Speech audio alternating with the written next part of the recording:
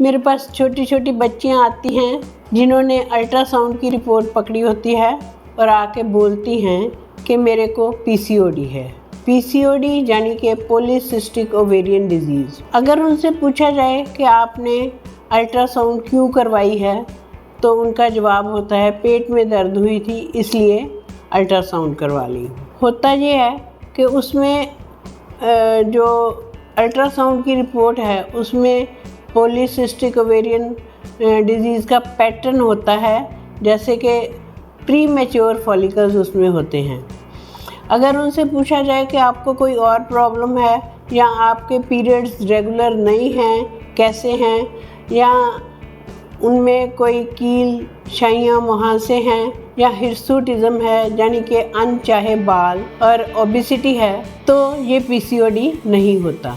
अगर हमें कोई और सिम्टम ये इनमें से कोई और मिलते हैं और जो पीरियड्स हैं वो इरेगुलर होते हैं, तो फिर हम उसको पीसीओडी बोलते हैं।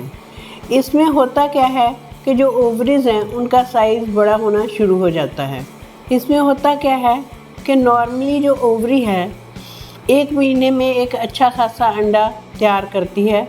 वो जब 20 से 22 mm का होता है तो वो रप्चर हो जाता है।